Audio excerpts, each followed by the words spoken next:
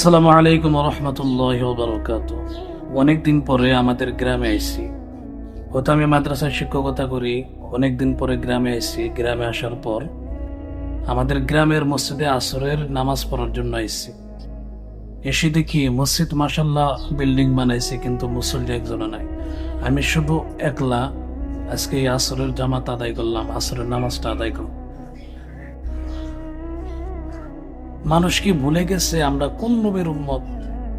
যে নবী আমাদের জন্য কিয়ামতের দিন শাফায়াত করব, যে নবী আমাদেরকে নিজের হাতে হাউজের কাউসারে পানি পান করাবো, আমরা সেই নবীর উম্মত।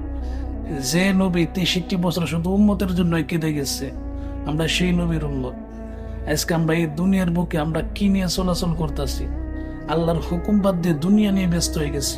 আল্লাহ তাআলা কোরআনের মধ্যে বলেছেন, ওমা হাদিল হায়াতুদ দুনিয়া ইল্লা লাহু ওয়া লাইব ওয়া ইন্না দারুল আখিরাতা লাহিয়াল হায়াওয়ান লাউ কানু ইয়ালামুন।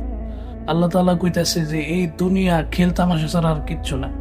আখিরাতের জীবনে হচ্ছে শ্রেষ্ঠ জীবন, যদি তোমরা জানো। তাহলে আল্লাহ তাআলা কোরআনের মধ্যে আমাদেরকে আল্লাহ তাআলা নিজে সতর্ক করে দিয়েছে। তাহলে আমরা কেন সেই আল্লাহর হুকুম না মেনে দুনিয়ার মধ্যে ব্যস্ত হয়ে গেছি? কিয়ামতের দিন যদি আমরা বিপদে পড়ি, কেরা আমাদের উদ্ধার করবে? আজকে এত সুন্দর করে মসজিদ বানাইছে, এত টাকা পয়সা খরচ করছে, কিন্তু মসজিদে মুসল্লি নাই।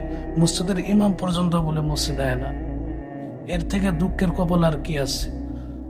আল্লাহ তাআলা আমাদের সবাইকে হেফাজত করুক, আমাদেরকে হেদায়েত দান করুক।